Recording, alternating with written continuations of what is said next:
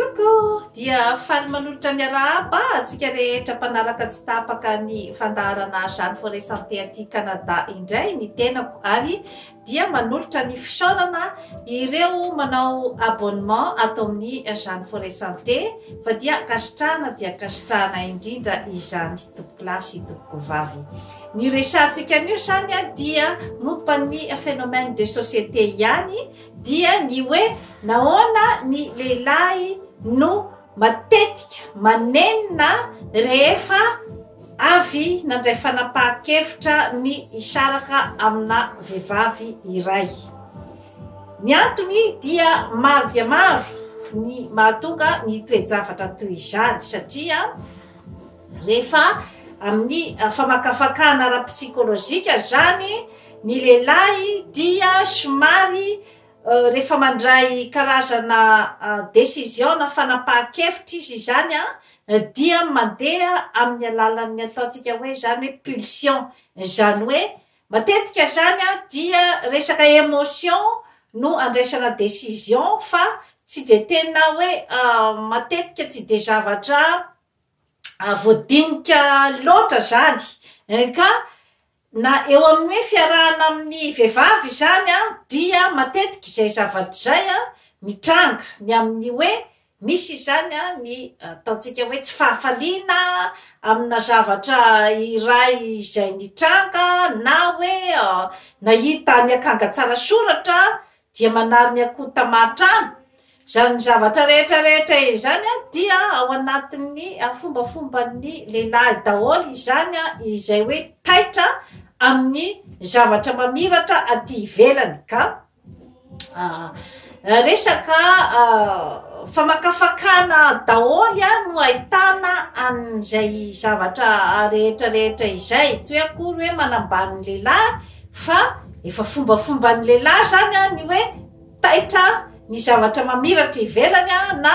taitra ny zavatra tsy de tena hoe voadinika loatra zany ka matetika zany mandray fanapahan-kevitra ny lehilahy ny hoe andeha isaraka amina vehivavy iray izay ataontsika nga hoe efa nifankatia taminy nandritry ny taona maro na hoe vehivavy izay nofadiny nandritry ny taona maro dia tapitapika eo zany dia nandray fanapahan-kevitra ivadika anekafa ka io zavatra io zany dia hita matetika zany ny amin'ny hoe nanenina rangahy rehefa nandeha tany ivelany zany dia nahita fa ay tsy arakaraky ny eritreretany azy zany ny tovovavy iray izay nandaosany ny olona izay efa azo lazaintsika zany hoe niaraka taminy nifankatia taminy ary ataontsika zany hoe efa nisy zany karazana fitiavana izay niorina zany hoe fitiavana matomatotra kokoa niorina zany ka matetika ihany koa zany ny mahatonga ny zavatra ohatran'izay dia eo amin'ny lehilahy izay tsy afaka zany ataontsika hoe mianticiper ny anticipation zany dia ny hoe raha mandray fanapahan-kevitra ohatran'izao zao dia mety ohatraohatran'izao zany no mety ho fitrangan'ny zavatra miseho aoriana zany betsaka zany ny olona tsy manana n'izay ataontsika hoe zany hoe karazana fahaizana mitsindry dia ny mialoha ny zavatra mety hitranga ka maro ihany koa zany ny hoe tsy mahay maminavina dia ny mialoha zany ny hoe mety ho toetranay vehivavy izay nandaozana ny vady na ny olo-tiana teo zany maro dia maro zany ny toetra ohatran'izay ka matetika zany mitondra any amin'ny tsy fahombiazana ka io karazan-javatra io aloha zany dia miankina be ihany koa zany amin'ny ataontsika hoe fahamatorana na ny expérience amin'ny fiainana zany satria raha ohatra raisiko fotsiny hoe lehilahy efa manana ny ataontsika zany karazana expérience amin'ny fiarahana amina vehivavy dia tsy dia ahitana loatra zany an'izay karazana hoe fahataitairana andeha hitsim-badika any ivelan'izay satria raha ohatra izy ka efa zatra niaraka tamina vehivavy maromaro ohatra talohan'ny nidirana tamin'ny fanambadiana dia efa somary mba azoazony ihany zany ny karazana toetoetrana vehivavy izay hoe misy ny vehivavy mahay misarika bebe kokoa dia mahay manafina ny karazana ataontsika hoe zany hoe karazana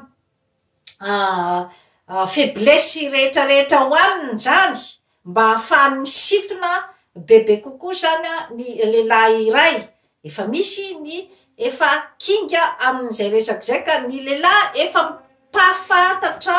ny vehivavy zany efa mahalala bebe kokoa ny toetran'ny vehivavy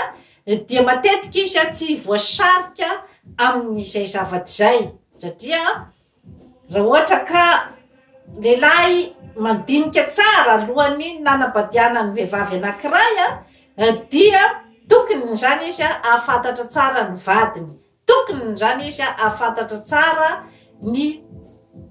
qualité rehetra rehetra izay ananan'ny vehivavy iray izay nofidiny ka sarotra de sarotra ho azy zany ho an'ny lehilahy anankiray ny andeha hitsim-badika any ivelany satria zavatra efa voadinika tsara mihitsy zany ny hoe nidirany tao amin'ny vehivavy iray matety pitranga kosa nefa ny hoe tsy badiana any ivelany ho an'ireo lehilahy zany izay tena hoe tsy mbola ampy expérience loatra zany amin'ny fiarahana amina vehivavy na koa hoe tsy ampy fahamatorana loatra zany amin'ny fiainana satria io zavatra io koa dia eo ihany koa ny hoe fomba fandraisana ihany koa fanapahan-kevitra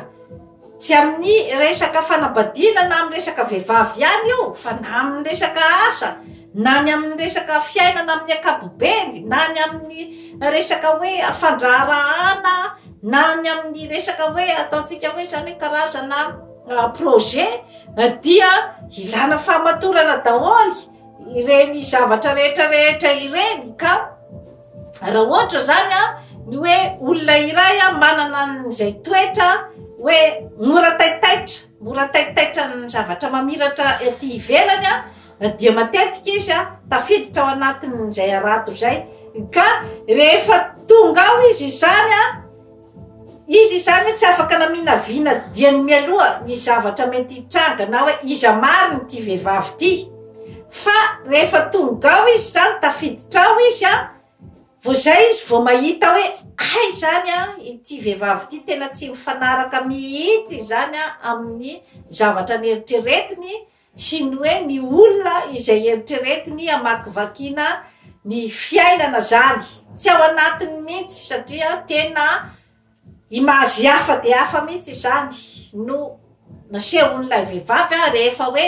tafiditra tafaraka zany rehefa nisy ny fiarahana matomatotra kokoa de eo zany matetika no mahatonga ny lehilahy manenina zany izy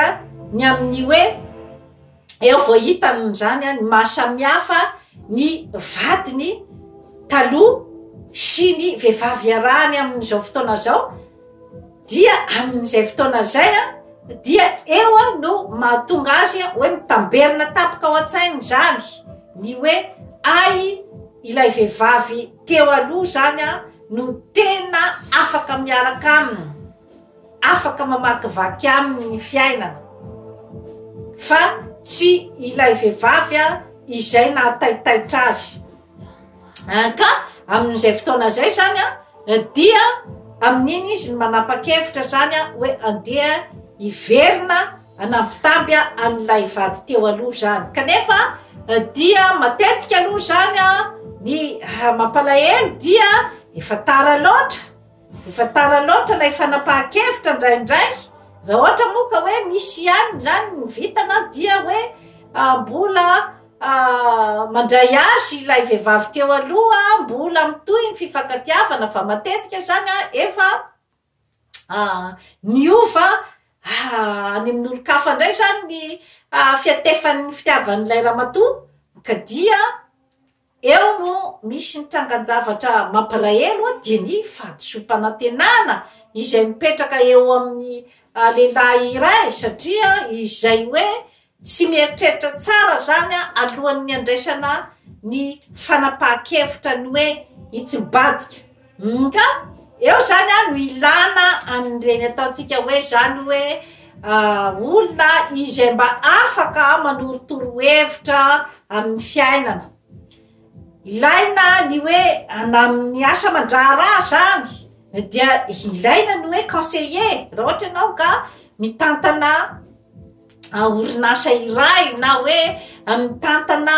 raharaham-panjakana ambony dia zay la ilana n'le hoe mpanoro hevitra na ny conseiller satria ireo karazan'olona ireo zany no mety mahita amin'ny toerana misy anao zany ny amin'ny hoe raha ny fijeriko kosa ny fanapahan-kevitra izay raisinao dia mety animbanao io zavatra io satria ny olona manodidina anao no mety mahita be kokoa zany fa io no vehivavy mety aminao satria indraindray mantsy zany isika olombelona dia mitady ny ataontsika hoe zany hoe tonga lafatra 100 isan-jato ka indraindray efa mahazo efa men'Andriamanitra ny ataontsika hoe 20 isan-jato ny qualité rehetra ao amin'ny vehivavy iray fa ilay 20 isan-jato tsy ampy ao aminy foana zany matetika no tadiavina dia mirentirety any ivelany zany io hoe 20 isan-jato izay nitadiavina io kanefa dia rehefa tena nidirana nefa dia ilay 20 isan-jato ihany ny tena nananany tany ivelany fa tsy manana akory ny 20 isan-jato izay nananany vadiny lay olona teo aloha ka eo no mahatonga ny ataontsika hoe nenina be vava ka matetika koa zany dia ilay olona manodidina no mba miteny hoe eritrereto tsara aloha sao dia aneneninao ny fanapahan-kevitrao satria mety animbanao amin'ny fiainana ny fandraisanao fanapahan-kevitra hiala amin'ny tovovavy io ka zany zavatra rehetrarehetra izany dia miakina ihany koa nefa amin'ny ataontsika hoe zany hoe mpanoro hevitra manodidina amin'ny fiainana amin'ny akapobeny mihitsy io na ny fianakaviany io na ny namana io dia tsy voatery ihany koa nefa hitady ny tombontsoanao ny mpanoro hevitra manodidina fa ny tombontsoan'ny tsirairay koa no mety tadiavina